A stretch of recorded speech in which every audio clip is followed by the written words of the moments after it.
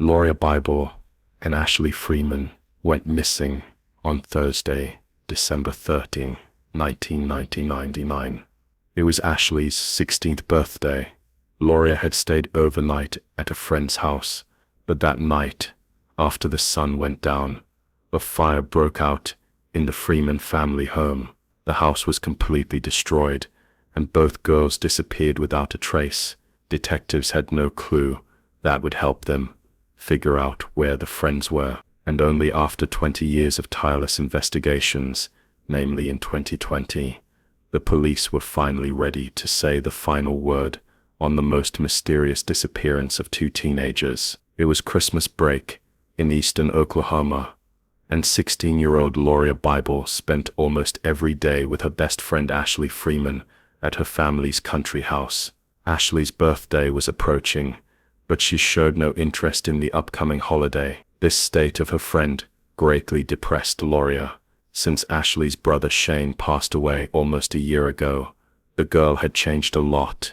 This loss was a heavy blow for her, which was very difficult to cope with. Fortunately, their houses were located opposite each other, but in 1995, when Ashley moved to the 6th grade, her family moved 30 kilometers from their previous home. However, the distance did not become an obstacle to friendship.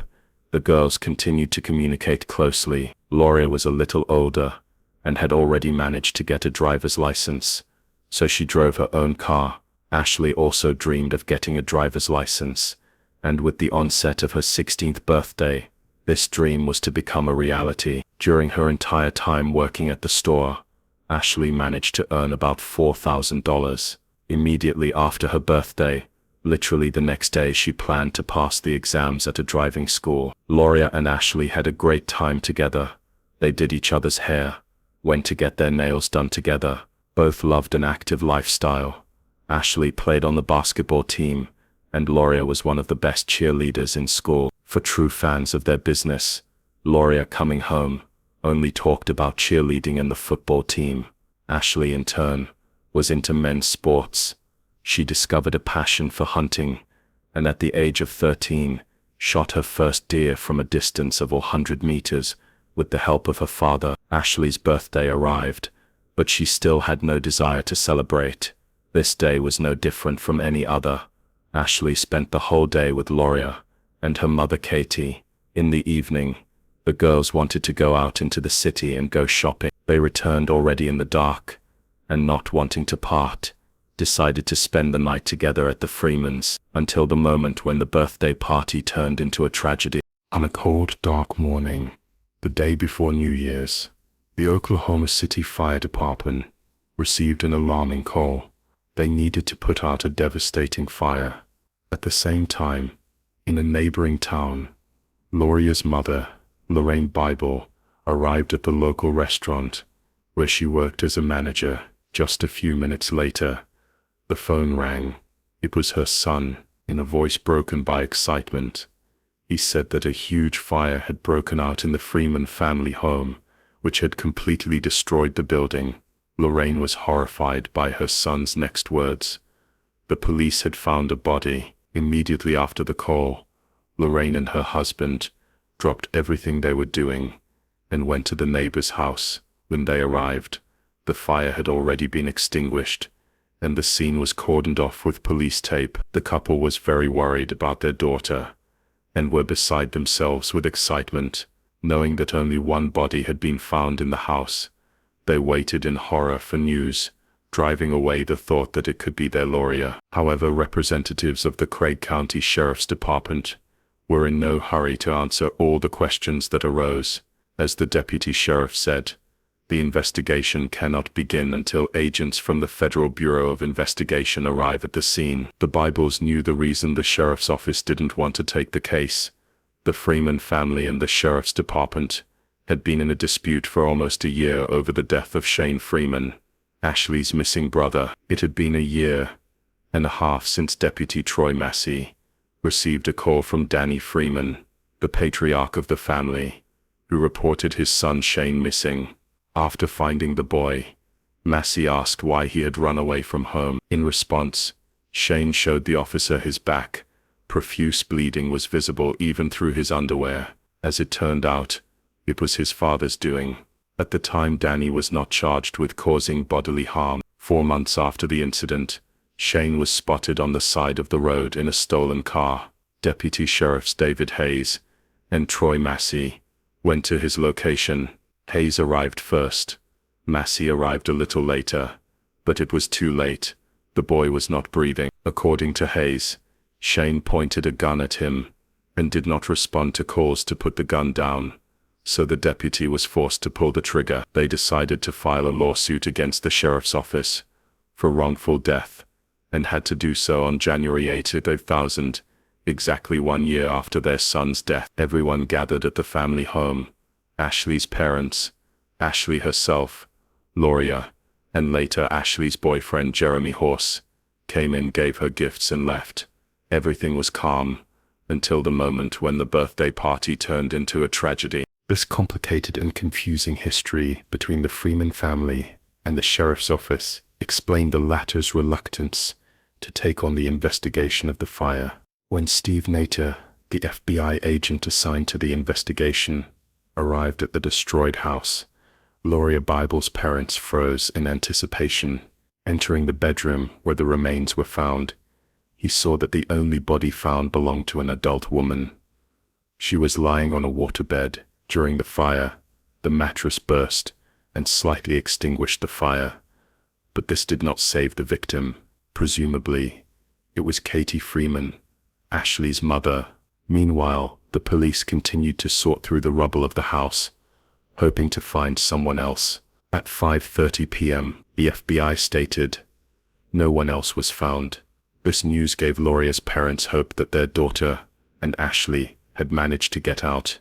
However, for unknown reasons, the FBI was in no hurry to start searching for the 3 missing people. They did not even search the area further than 20 meters around the house. J. Bible, in turn, was not going to give up and asked for help from local gamekeepers.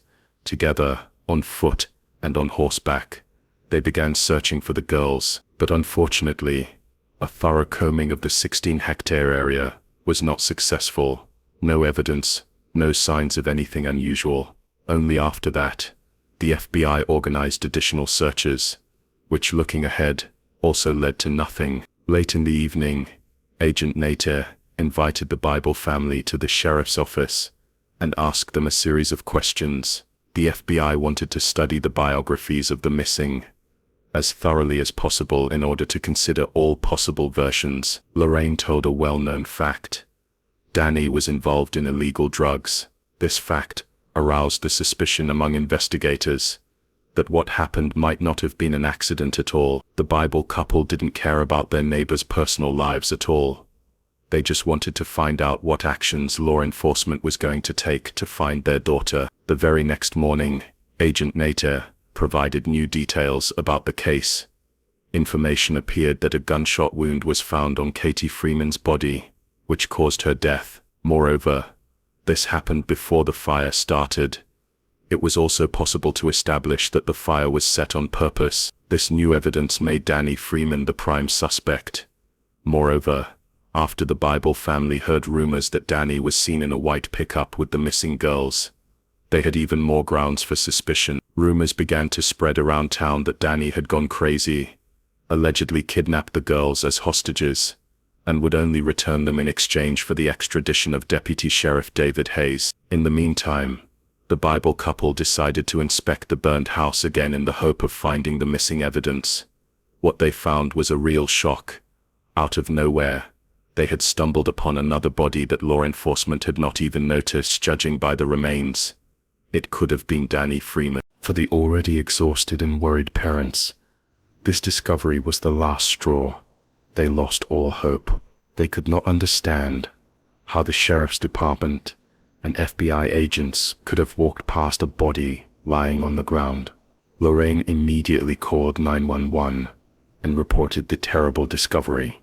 Deputy Sheriff Troy Massey immediately arrived at the house, and having met with the Bible family, sheepishly apologized. He cordoned off the crime scene again. This time, the couple did not intend to leave. They controlled every step of the law enforcement officers. The victim was indeed the father of one of the missing girls, Danny Freeman. Lorraine called the late Katie's mother, Celeste Chandler, and told her son-in-law was dead. Celeste was adamant that the sheriff's office was behind all the crimes involving her family. In an attempt to clear his name and settle the dispute with his family, Deputy David Hayes took a lie detector test, wanting to prove that he had never intentionally tried to harm any member of the Freeman family. The test came back positive. Not stopping there, the police conducted a similar investigation among all the other members of the sheriff's department involved in the fire incident. No violations were found. Continuing to analyze the circumstances, Lorraine Bible suggested that there could be another explanation for what happened. As it was known, the Freeman family was saving money for a lawyer to file a lawsuit. They had about a week to raise the necessary amount. They were $5,000 short. If Danny was trying to make a quick and easy buck on illegal substances, some deal could have gotten out of control. But despite all the assumptions, at that moment one thing was clear. It was necessary to continue examining the house and make sure that there was no one else there. The team of investigators, relatives and friends of the missing girls, focused their efforts on a thorough examination of the rubble. In the end, no one else was found. The parents were sure that the savings disappeared along with the girls. With Danny accused of abusing a family member, investigators suggested that Ashley could have been a victim as well. In that case, she could have acted in self-defense. Perhaps because of this, Danny and Katie had a fight, and the man attacked his wife, and Ashley, defending her, pointed a gun at her father. But this was only an unconfirmed theory. The Freeman family home was thoroughly searched, but no answers were found. Trying to reach as many people as possible, Lorraine and Jay Bible spread the word about the disappearance of the two girls among all their acquaintances, friends and classmates of their daughter. They asked everyone to help in their search. More than 500 people volunteered to help in the search for the missing teenagers. Meter by meter, they searched the surrounding area, looking for anything that could give at least some kind of clue. But despite the efforts made, the search yielded no results. The investigation finally reached a dead end. On Friday, January 7, 2000, a week after the incident, a memorial service was held for Danny and Katie Freeman. About 400 people came to say goodbye to them. It was only 18 months after the girls' disappearance that investigators made a new breakthrough in the case. The police received a tip about the Glover family, who already had a criminal history. The informant reported that the two missing girls were seen at their house at a New Year's party. The basis for this was a video recording of that night, which one of the inmates of the county jail allegedly saw. Both Lauria and Ashley were filmed on it. This was the only lead that looked like the truth since the disappearance of the teenagers. Early in the morning, officers arrived at the address of the possible suspects. Lauria's parents also arrived with them to search the area around the house. Investigators brought in sniffer dogs. All they managed to find was evidence of illegal activity related to chemicals, equipment for preparing and other items for the possession and use of which you can get a long sentence. But no trace of the girls was found. The only thing that aroused the suspicion of the police was a small stain of biological fluid on the carpet. The sample was seized as evidence. Red stains, presumably blood, were sent to the lab for analysis. The Bible family had to wait a whole year for the results. When they were finally ready, the blood sample did not match any of the missing girls. The money was intended as a reward for anyone who would provide any information about the fate of Ashley and Lauria. The case gained momentum, becoming one of the most high-profile in Oklahoma. Each new lead was covered by reporters. After some time of unsuccessful searches, investigators began to check all the crimes that occurred in the same area during the period when the girls went missing. And perhaps they have finally found someone who can answer the question of what happened to Lauria and Ash. Agent Nater and the new county sheriff Jimmy Sutter went to Texas to interrogate a prisoner sentenced to death. The conversation lasted more than 5 hours until the criminal finally confessed.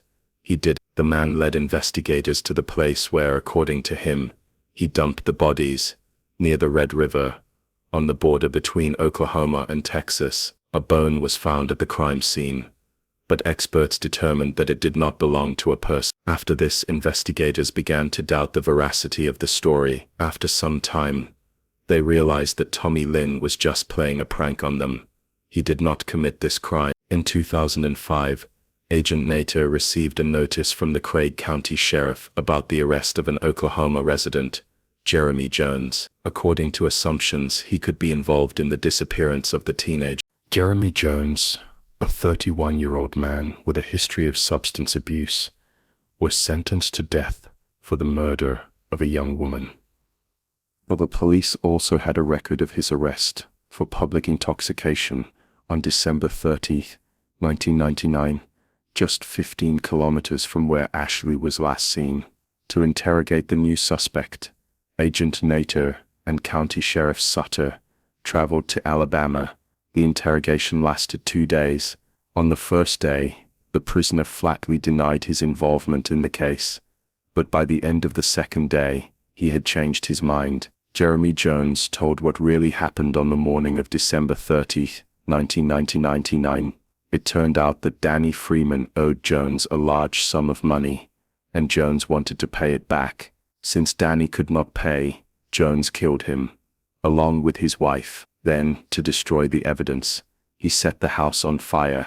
However, before leaving, the criminal accidentally found 2 witnesses. Jones described in detail the route he took then, to the mine, located near the city of Galena. He first dropped Lauria, and then Ashley. After that he got very drunk, and in the evening of the same day, 40 kilometers from Galena, he was arrested for drunkenness and public disorder. A 2-day expedition was organized in the mine, hoping to finally put an end to this case.